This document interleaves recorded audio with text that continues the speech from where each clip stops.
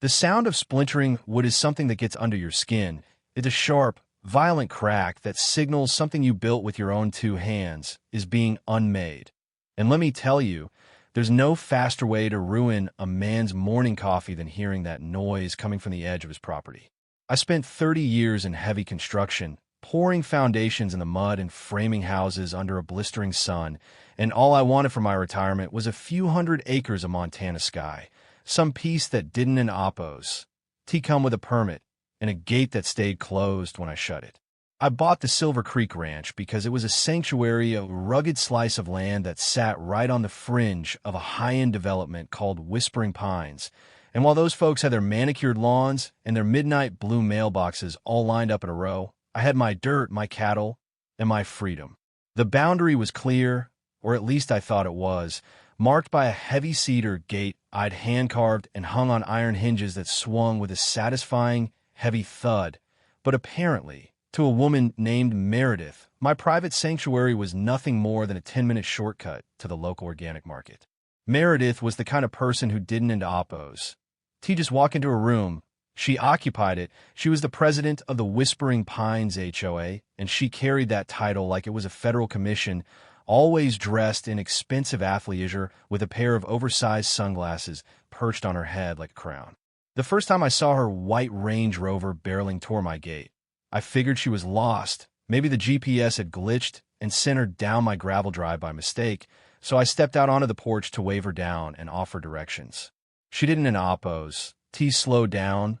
Not even a little bit. She just tapped the horn once, a short, entitled little chirp, and nudged her bumper right into my gate until the wood groaned and the latch snapped, and then she just rolled through like she was driving down a public highway. I stood there, coffee mug frozen halfway to my mouth, watching the dust settle behind her, and for a second, I actually wondered if I'd hallucinated the whole thing because the sheer unadulterated gall of it was something I hadn't into oppos encountered in all my years on a job site. I spent that evening out there with my toolkit, sweating under the fading sun as I replaced the latch and reinforced the hinges, muttering to myself that maybe she was having an emergency, maybe there was a fire or a medical crisis, and she just didn't into oppos have time to talk. But then it happened again 3 days later, and this time I was standing right by the fence line when she approached, so I held up my hand, signaling for her to stop, and to her credit, she actually rolled down the window about 2 inches. I told her, as politely as a man with a short temper can manage, that this was private property, that there was no easement here, and that every time she pushed through that gate, she was breaking my hardware and trespassing on my land. She didn't into oppos to even look at me. She just adjusted her sunglasses and said, in a voice that sounded like she was explaining the alphabet to a toddler, that the Whispering Pines charter guaranteed, in quote, fluid community access, in quote, and that my gate was an, in quote, unauthorized obstruction, in quote, to the natural flow of the neighborhood.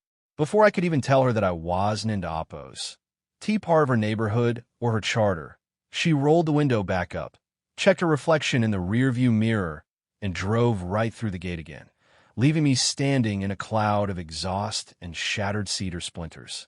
That was the moment the piece I'd moved here for started to feel like a cage, because over the next 2 weeks, it wasn't into oppos just Meredith anymore. It was like she'd given a masterclass in entitlement to the entire HOA board.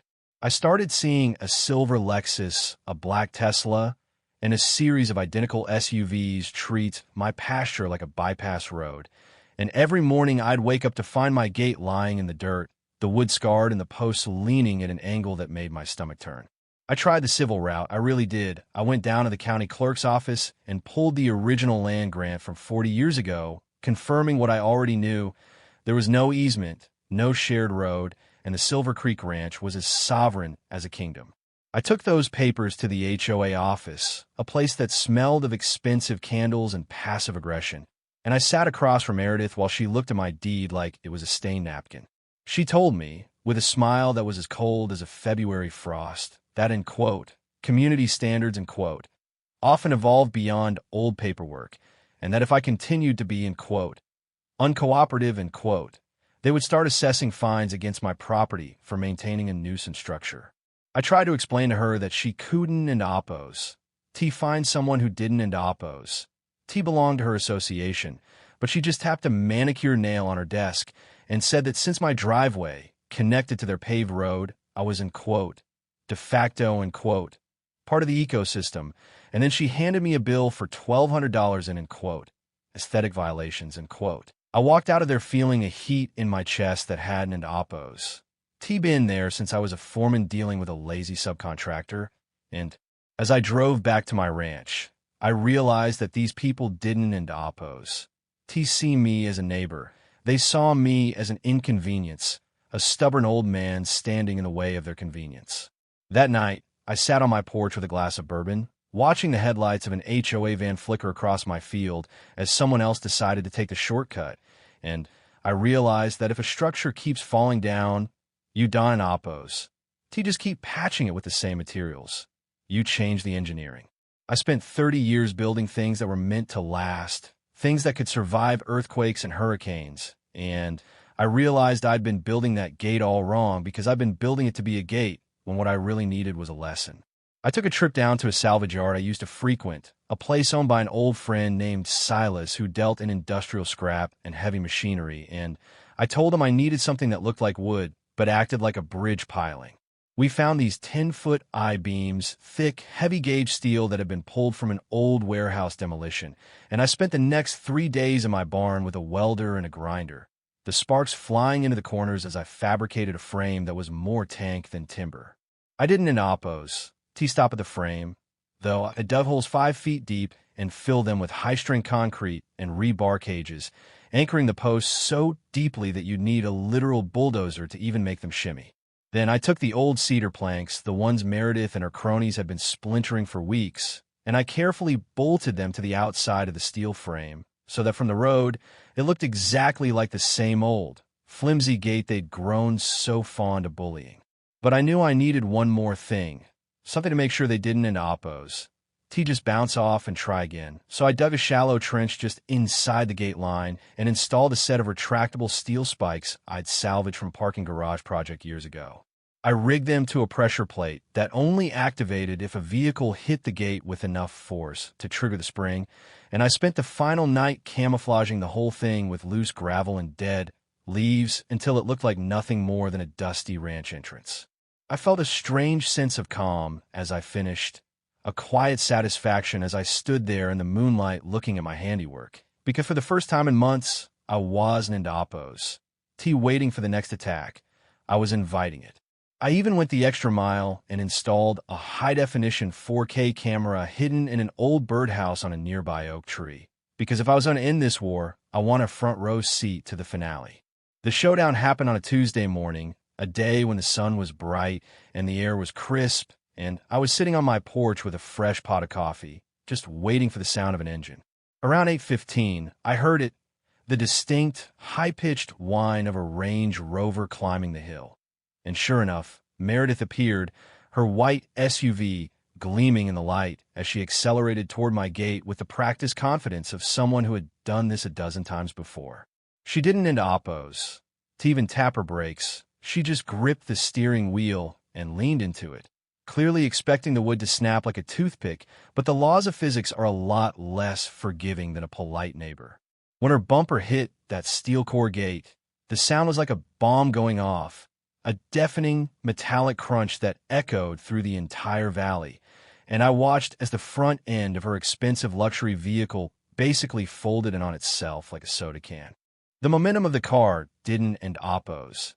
Stop immediately. It buckled against the steel, and as the tires skidded forward, they hit the pressure plate, and I heard the unmistakable pop, pop, pop, pop of 4 high-end Michelin tires being shredded by industrial spikes. The Range Rover jolted to a violent halt, the airbags deployed with a cloud of white dust that filled the cabin, and for a solid minute, there was nothing but the sound of the hissing radiator and the distant chirping of birds. Then, the screaming started. Meredith scrambled out of the driver's side, coughing and flailing her arms, her oversized sunglasses gone and her hair a tangled mess, and she started shrieking at the top of her lungs about how I tried to kill her.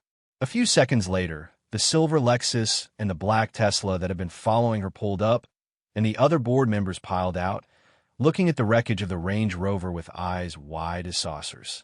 I didn't in oppos. Say a word. I just stood up, walked down my porch steps, and strolled over to the gate, leaning my arms over the top of the unyielding cedar-covered steel and looking at them with a calm that I could tell was absolutely infuriating. Meredith pointed a shaking finger at me, her voice cracking as she yelled that this was a trap, that I was going to jail, that the HOA would sue me for every cent I had and take my land for, end quote, public safety, end quote. I just waited for her to run out of breath, and then I reached into my pocket, pulled out my phone, and showed her the live feed from the birdhouse camera, which had captured the entire thing in crystal clear detail. The way she'd accelerated into a closed gate on private property, without even attempting to stop.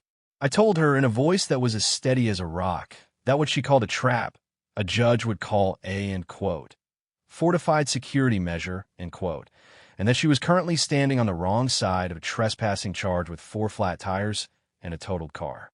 The look on her face was something I'll cherish until the day I die. It was the look of a person who had spent her whole life believing that rules were things she made for other people, suddenly realizing that she had run headfirst into a reality that didn't and oppose care about her title or her charter. The sheriff arrived about 20 minutes later, and while Meredith tried to spin a tale about how I'd, end quote, sabotaged a public thoroughfare, end quote, the sheriff, a man who had known me since I moved in and knew exactly what kind of hell the HOA had been giving me, just looked at the deep concrete footings and the steel I-beams and shrugged. He told her that a man has a right to build a sturdy gate on his own land, and that if she chose to use her vehicle as a battering ram, the consequences were her own. He ended up writing her a ticket for reckless driving and trespassing, and as the tow truck arrived to haul away her crumpled Range Rover, the rest of the HOA board scurried back to their cars like rats leaving a sinking ship. It's been 6 months since that morning, and the Silver Creek Ranch is finally as quiet as I always dreamed it would be. The HOA has gone strangely silent, and I hear Meredith had to step down from the board after the insurance company refused to pay for her car once they saw the footage of her intentionally driving into a fixed object.